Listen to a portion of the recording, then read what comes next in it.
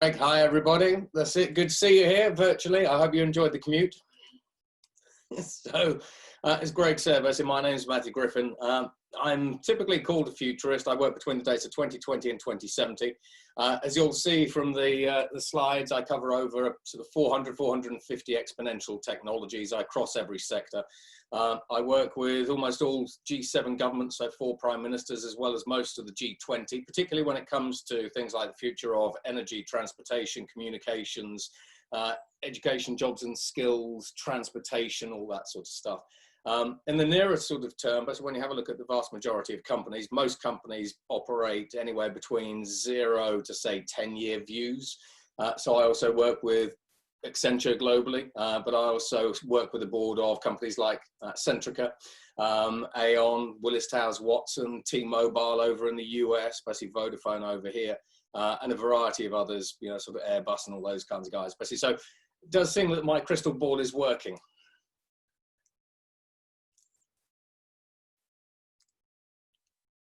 Oh, you're on mute, Greg. Let's go into your presentation. That'd be great. Yeah, sure. So what we're going to do is, this is a sort of 10-minute presentation. I've tried to tailor it basically so there are things for all of you. And the surprise basically of what I'm going to be talking about is that while we sort of have a little bit of a look at a little bit of a look at the future, most of this stuff is already here today. So I'm going to share the screen. There we go. And there we go. Okay, so hopefully you can all see that. Can everyone see that? Excellent. Okay, so this one is called Full Speed Ahead. Yeah, now when we have a look at the, so this is typically a 0 to sort of 10-year view. Now, just simply because I do look at the deeper future, how many of you believe in magic? Hands up. See, no one believes in magic. Now, if we step back about 100 years ago and you have a look at the glowing artificial suns, basically, in your own rooms, basically, that would have been magic. Yeah, let alone, basically, if you went back to ancient Greek times and you took a lime scooter, basically, you'd be beating the ancient Olympians. So just in the interest, basically, of some of the deep tech future, everything that you think of as science fiction, everything, deflector shields, tractor beams, whether it is telepathy, brain-machine interfaces, lightsabers, all of these kinds of things are now science fact. That's it. If you want to have a little preview of these things, you can click the QR code, basically, that was on that original title. This is one of the world's first living holograms. It doesn't use augmented reality. It doesn't use glass. There is no chicanery. It's created using femtolasers. There are now 2 of these knocking about. So what you see there is a fully interactive hologram, kind of like the ones that you see in Blade Runner. So in the interests of time, and there we go, these things are about this big. But the thing with technology is it gets bigger and bigger and bigger. It matures, it commercializes, basically then eventually you buy this down PC World or your favorite e-commerce retailer. So moving on, when we start talking about business, basically in the post-COVID era, lots of businesses are already saying that the way that they're going to operate post-COVID is typically different to the way that they would operate pre-COVID.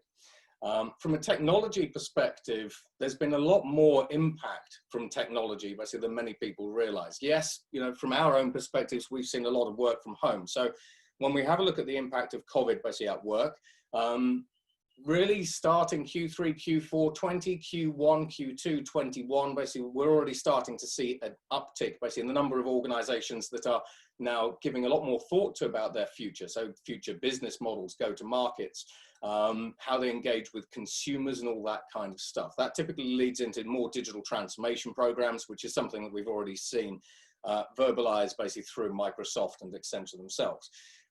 In addition to that, when we have a look at working from home, and I'll go into this in a little bit more depth in a moment, there's a lot of different processes that we have to actually change. One of the things is basically, when you consider working from home, what are the policies that you need as a company to let your people work from home? What salaries do you look at, bearing in mind that they could be geographically dispersed basically across different countries?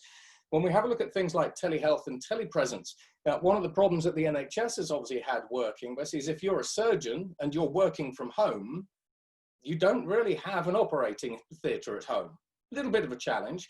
So when we have a look at things like telehealth and telepresence, we're using things like 5G basically in the construction industry. So we're now starting to build buildings in South Korea, but the construction workers are operating machinery based from Germany. When we have a look at things like telepresence, we're talking about things like mixed reality environments as well. So when we talk about remote working, there are ways basically that we can bring technology to you, but there's also ways that we can extend that technology basically back to all of us in different ways. These things are already through. When we have a look at automation, increasingly we're going to see an increase in automation. That's in automation in all its forms. So robotic process automation, but also artificial intelligence, bots, workflow, basically in process automation. But when we also have one of the other impacts that we've seen of COVID is the premature adoption in some cases of fully autonomous platforms, things like autonomous vehicles, where in San Francisco, crews have been using their fully autonomous cars to deliver food to food banks. Drones in China to disinfect streets, subway cars, robots in hospitals basically to serve patients and look after patients as well. So all of these different autonomous technologies have been accelerated. Supply chains, when we have a look at 3D printing, we all saw basically during COVID, there was a respirator shortage. People just they just copied parts from a ventilator, 3D printed. These are technologies that are already here. We already know all of the benefits, but COVID is accelerating the use of all of these things. And then from a sustainability perspective, I've got friends over in India and they're amazed that they can see the Himalayas. And the reason why they can see the Himalayas is because the smog's gone. So again, when you have a look at governments, when you have a look at organizations around the world, we're now talking about trying to come out of COVID with a greener sort of approach. So electric vehicles, the electrification of industries. When we have a look at renewable energy recently passed the 1 trillion watt mark, bearing in mind that there's about 6 trillion watts of energy generation around the world.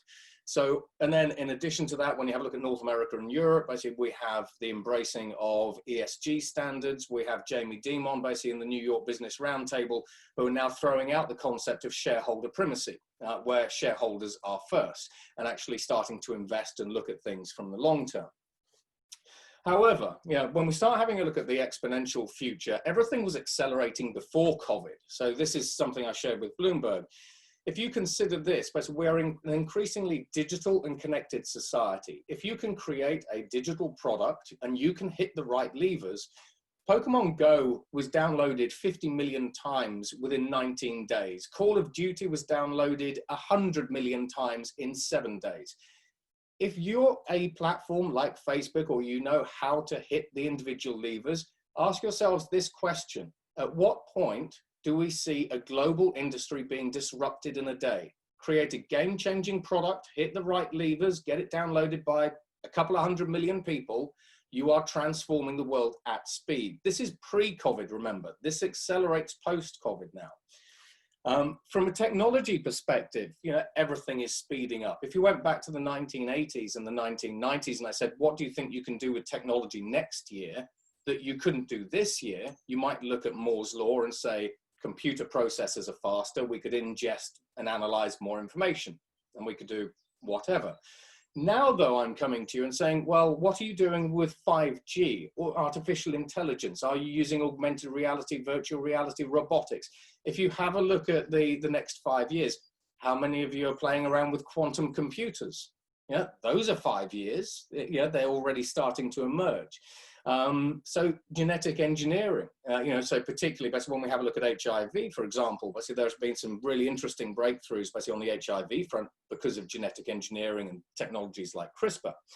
But while the vast majority of organizations and analysts basically will talk about these sort of 8 emerging technologies, there aren't 8 emerging exponential technologies. I told you I track over 400 to 450 of these exponential technologies. There are 170 exponential technologies on this wheel because I can't fit any more on. It's organized by dates and timelines. 2020 is in the middle, 2060 is at the outer edges. But we have things, and I won't go through this, but again, the QR codes give you links to these things. If you have a look, for example, each one of these individual technologies has the ability to change either one industry or everything. If you want to solve famine, have a look at advanced manufacturing and bioreactors. Solves famine. Combine that with a vertical farm. You can put these things anywhere. You can put them into the middle of a desert, into the next to Timbuktu. You're feeding the world. When we have a look at biotech, lots of biotech. Basically, when we have a look at computing systems, we've got quantum computers coming through, neuromorphic computers coming through that pack the power of a supercomputer onto something the size of a fingernail. Connectivity, we have 5G coming through, but we also have space-based networks coming through now as well with companies like Starlink. Artificial intelligence, basically when we start having a look at that, we've been able to create artificial intelligences from DNA. We've been able to 3D print them. And you just go around this wheel, but this is how you make your next generation products and services. And collectively, these transform everything about our planet, as well as all of our industries and everything else. But consider this, if you're putting together a strategy today as a business, and you're putting together a 5-year strategy, if everything is accelerating, is that 5-year strategy really a 3-year strategy? Is your 10-year strategy really a 5-year strategy or a 7-year strategy? If you are thinking in linear terms about how you develop your company's own strategy, you're already, if you're looking at a 10-year horizon, you're already 3 years behind. Bear in mind that startups come in, they use some of the latest technologies, they aren't encumbered by legacy systems, and off they go. Now, from a future of work perspective, over 75% of CFOs are telling us that they are going to be modifying their work from home practices. And really, it's not work from home, it's work from anywhere. And when we have a look at most of these policies, most CFOs think that at the moment, in the opinion that they want their staff to work from anywhere between 3 to 5 days a week.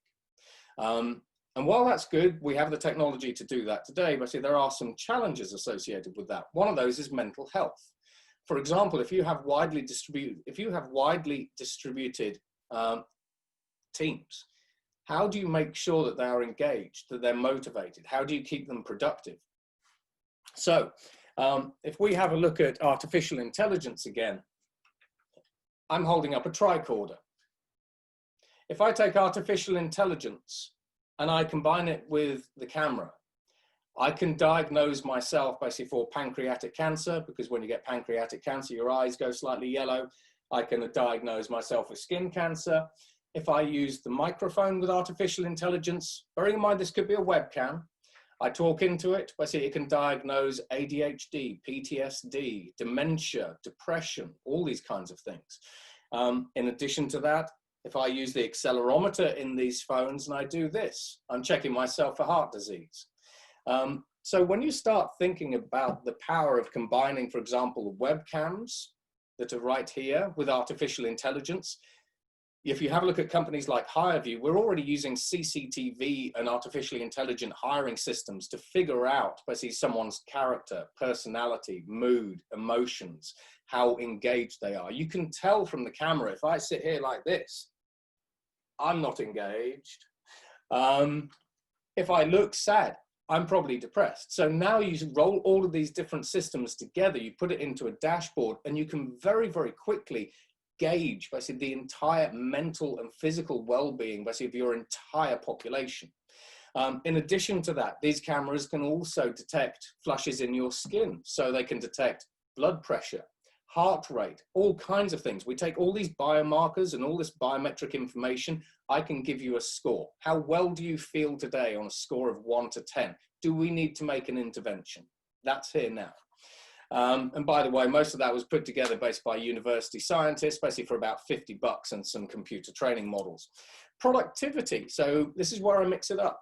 When we're working from home, the thing that's not going to keep us motivated is shuffling paper around the desk, routine, repetitive tasks. So mixing it up, this is Ava. She's got lots of different names. She's from Soul Machines. She's a digital human.